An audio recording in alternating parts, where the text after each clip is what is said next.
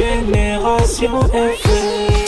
Generation FM, the best radio. Génération FM. En cette matinée ensoleillée, la cour de l'école élémentaire Seydou Kane, 6 à Santhiaba, a reçu des invités particuliers. Eux, ce sont les élèves et enseignants du projet SHG INEFJA de Ziguinchor, venus rencontrer les élèves maîtres du Centre régional de formation des professionnels de l'éducation. Le formateur à Sensoriel Handicap Corporation INEFJA Ziguinchor nous donne les raisons de cette visite de travail. C'est des jeunes enseignants qui sont en formation.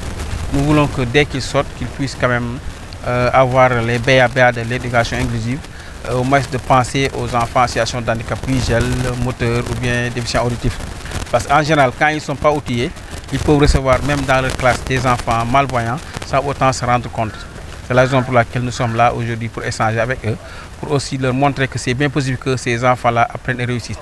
Et ça, c'est vraiment des efforts que SSC fait pour que tout le monde puisse quand même avoir le même niveau d'information par rapport à l'éducation inclusive. Donc c'est un travail de chaîne et nous pensons que ces genres de sensibilisation vont nous permettre quand même à aller de l'avant, mais aussi un peu de booster par rapport aux attentes des personnes en situation de handicap, mais aussi d'accompagner, de dire à l'État qu'il y a vraiment des urgences et un défi à relever par rapport à la prise en charge de ces enfants. Selon le directeur des études du CRFPE de Ziguinchor, cette session d'échange entre en droite ligne avec les recommandations du projet NITIE initié par les nouvelles autorités en charge de l'éducation. Cette formation elle est axée principalement sur les modules qui permettent à l'élève maître de s'insérer très facilement dans le dispositif des enseignements-apprentissages. C'est parler de l'éducation inclusive, présenter aux élèves de jeunes aveugles, présenter aux élèves le film sur l'Ubraille, leur permettra sans nul doute de s'imprégner un tout petit peu des réalités des enfants malvoyants et se préparer par conséquent à leur future fonction d'instituteur. Il se pourrait tout simplement qu'ils soient confrontés eux-mêmes à cette situation une fois dans leur établissement respectif. C'est pourquoi, comme nous sommes dans le cadre de la NITE, où le caractère humaniste de l'éducation est mis en relief par le ministre de l'Éducation nationale, il est important que les élèves maîtres se préparent eux-mêmes à l'inclusion des élèves malvoyants dans leur établissement. C'est en ce sens que je trouve quand même que l'activité d'aujourd'hui est d'une importance capitale. Et nous tenons à remercier M. Gueye et l'INEFJA de nous y avoir associés.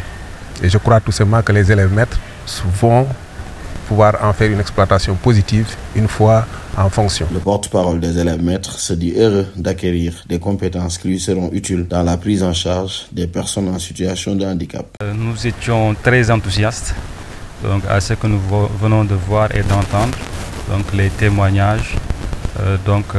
Cela nous met en évidence qu'on ne doit pas mettre à l'écart les enfants malvoyants.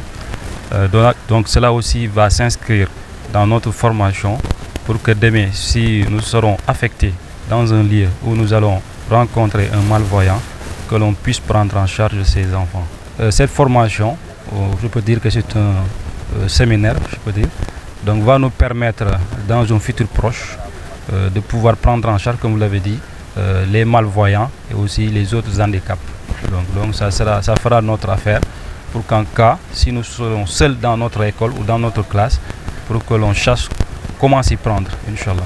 Ce qui motive le formateur à SHG INEFJA Ziguinchor à solliciter des autorités étatiques l'ouverture des écoles INEFJA dans toutes les régions du pays. Ce qu'on veut, c'est que le programme qui est actuellement à Ziguinchor, Kaolack, Saint-Louis, Thiès, qu'on puisse quand même faire de même pour que les autres régions aussi puissent en bénéficier.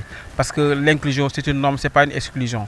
Raison pour laquelle aujourd'hui, cette formation-là va peut-être inviter les autorités à penser, à vulgariser ce programme dans les autres régions qui restent. À la suite de cette formation, ces élèves maîtres du CRFPE de Ziguinchor, au nombre de 175, seront préparés à répondre aux besoins éducatifs de tous les élèves, y compris ceux en situation de handicap ou ayant des besoins spécifiques, afin de garantir une éducation équitable, de qualité et accessible à tous.